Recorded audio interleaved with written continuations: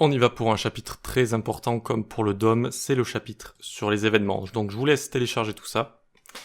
Et je vous laisse également ouvrir la première leçon ici. Voilà. Hop. Et hop. Alors moi elle était déjà ouverte, c'est bon. Vous pouvez aussi ouvrir la console. Super. Alors, les événements sont au cœur de JavaScript côté navigateur et ils permettent de répondre à des actions effectuées par les utilisateurs.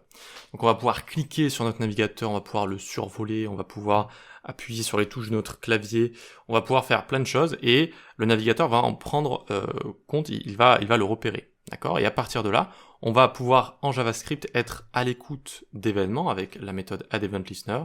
Et donc par exemple, si je clique sur un bouton qui est à l'écoute du clic, eh bien ça va déclencher la callback qui est associée. Donc addEventListener justement, elle permet d'être à l'écoute d'un événement en particulier sur un élément, c'est-à-dire de déclencher une fonction callback quand un événement a été déclenché sur un élément. Voilà, c'est ce que je viens de dire. Donc on peut ici venir se créer un bouton, d'accord ? On va cliquer valider par exemple, et on peut lui mettre une classe Btn comme ça. Super. On va venir juste se le zoomer, voilà, histoire de pas mettre de CSS. Et alors, je veux juste monter la console, voilà. On va venir se le sélectionner. Const btn est égal document.querySelector et on va prendre notre btn. Et donc sur tous les éléments, mais aussi sur notre objet document et window, on le verra plus tard, on peut être à l'écoute d'événements. Donc je peux faire ici btn.addEventListener. Je rajoute un écouteur d'événements à propos de quel élément clique et quel callback. Là, je vais créer une fonction handleClick. Hop. Clicked, comme ceci. Et donc maintenant, quand je clique sur le bouton, on voit bien qu'il y a écrit clicked. Ok ? Donc j'ai réussi, on dit qu'on register, on enregistre un écouteur d'événements, d'accord, par rapport à un type d'événement en particulier, on va voir qu'il en existe beaucoup. Et je viens exécuter une callback juste ici. Voilà. Donc console log clicked. Super. Avec addEventListener, c'est la méthode qu'il faut utiliser. On va voir d'autres méthodes plus tard qu'il ne faut plus utiliser aujourd'hui. On peut également en rajouter plusieurs. Donc la Shift Alt flèche du bas, je vais créer une seconde fonction que j'appelle handleClick2. Oups. handleClick2 comme ceci. Je clique, valider, et j'ai bien clicked. D'accord, les deux fonctions ont été exécutées. Il existe une petite méthode pratique dans la console que je vais vous montrer et qui est seulement disponible dans la console, qui s'appelle getEventListener. Et là, vous allez lui passer une référence à un objet du DOM. Donc, document.querySelector.btn, comme ça. D'accord ? Alors, voyons voir. Hop. Et vous voyez ce qu'on a ici. On a bien les différents écouteurs d'événements qu'on a enregistrés. Ah. Hop. Ils sont bien juste ici. D'accord ? Ils sont bien dans click. Donc, ça, c'est le type d'événement, parce qu'on peut avoir plusieurs types d'événements possibles. Et on voit bien ici des objets. Un objet a été créé à chaque fois pour chaque fonction. Et si on ouvre cet objet, on peut voir notre fonction ici. handleClick, handleClick2. Voilà, ça a été passé sous forme de méthode ici. Les méthodes sont des fonctions dans les objets, je vous rappelle. Ok, très bien, donc on voit qu'on a tout ça qui a bien été intégré, on clique ici et ça fonctionne. Pas très dur à comprendre, n'est-ce pas? Donc ici, vous voyez que j'ai bien créé des fonctions séparées pour les passer à mes addEventListener. Ce que j'aurais pu faire également, donc je vais juste mettre en commentaire le second handleClick, on n'en a plus besoin, c'est de mettre une fonction anonyme directement ici. Et ça aurait fonctionné. Et on peut se dire, bon, bah, c'est plus concis, c'est plus court, ça peut être un petit peu mieux, non? Eh bien, non. Parce que parfois, on a envie de remove un event listener. On a envie de ne plus être à l'écoute d'un événement. Et si on a une fonction anonyme comme ça, on va pas pouvoir spécifier à cette méthode quelle fonction j'ai envie de supprimer comme ça, de mon écouteur d'événements. Et donc, ça ne va pas fonctionner. Donc, tout simplement, essayez de tout le temps utiliser des fonctions nommées comme ça, d'accord, avec vos addEventListener. Sinon, donc, alors on va d'abord voir l'objet d'événement. Bon, je suis parti, donc on va d'abord voir remove event listener. Comme ça, ce sera fait. Pour remove un event listener, il faut d'abord donner le type d'événement à partir de l'élément button, le type click. J'ai envie de supprimer, par exemple, handleClick. D'accord ? Donc handleClick qu'on a juste ici.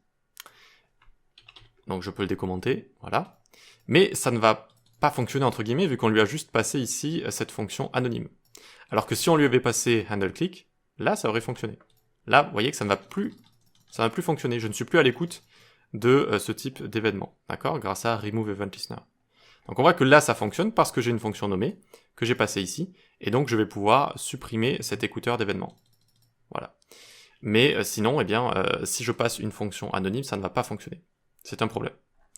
Ok, donc je peux mettre ça en commentaire, c'est juste Remove Event Listener. Parfois on a envie de ne plus être à l'écoute d'un événement à partir d'un certain moment, à partir d'une certaine action, voilà, ça peut arriver. Ok, et donc maintenant je vais vous parler de l'objet d'événement. Un objet d'événement contenant des informations de ce dernier, de cet événement, est toujours passé en argument à la fonction callback que vous définissez dans AddEventListener. À vous de voir si vous voulez l'utiliser ou pas.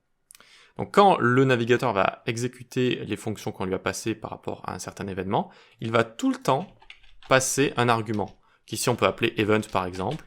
On peut l'appeler comme on veut, hein. On peut l'appeler objet event, comme ça, comme on veut. Et cet objet d'événement va tout simplement être un objet avec des informations utiles par rapport à cet événement en question. Notamment e.target. Quel est l'élément qui a reçu l'événement. Mais également toutes sortes de choses, donc par exemple x, y ici par rapport à notre viewport. Donc là on a cliqué, on était à 21 sur x et 12 sur y par exemple, etc. etc. Voilà, c'est l'objet d'événement, très pratique. Ok pour ça. Ensuite, alors je vais pas le mettre encore en commentaire directement, je vais mettre en commentaire à l'AddEventListener, on va pouvoir passer en dessous, à d'autres moyens de déclarer un écouteur d'événement.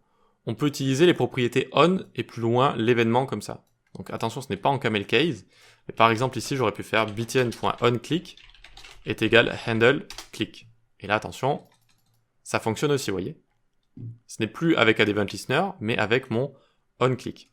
Alors ça, il ne faut plus l'utiliser. D'accord, il ne faut plus l'utiliser, il y a 3 gros désavantages.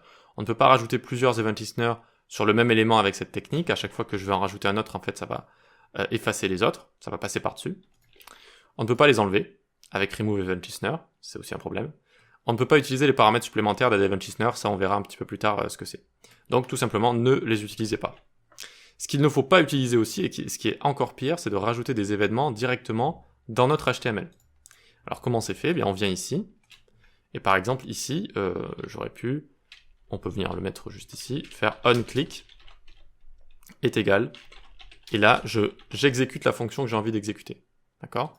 Et on voit que ça nous met undefined ici, mais que ça fonctionne, c'est-à-dire que ça a tenté d'exécuter ça, d'accord ? On voit bien que ça a réussi à exécuter la fonction, mais entre autres, eh bien déjà ça ne peut même pas lire d'objet d'événement, d'accord ? Ça ne peut pas lire d'objet d'événement. Ok.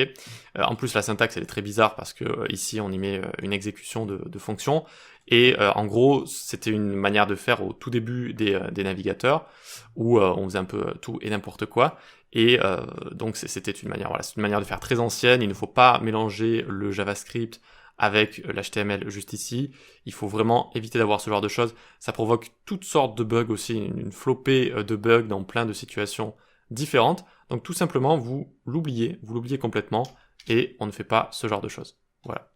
Donc c'est assez simple, hein. Les 2 dernières choses que je vous ai montrées, il ne faut pas les faire, d'accord ? Donc pas d'événements en HTML, pas de rajout d'événements en ligne, même si c'est un peu moins grave ici, mais on se prive quand même de pas mal de fonctionnalités. Donc vous utilisez toujours AddEventListener, et toujours une fonction nommée séparée, que vous allez référencer ici en 2e argument. Et ça devrait bien se passer pour vous. Ok pour ça, voilà, on va pouvoir découvrir plein d'autres choses en rapport avec les événements, plein d'autres concepts, notamment la propagation, etc. Et ensuite les différents types d'événements aussi, parce qu'il n'y a pas que le clic, vous allez voir qu'il y en a des centaines d'événements différents. On va pas tous les découvrir, mais on va découvrir les événements les plus importants. Allez, à tout de suite.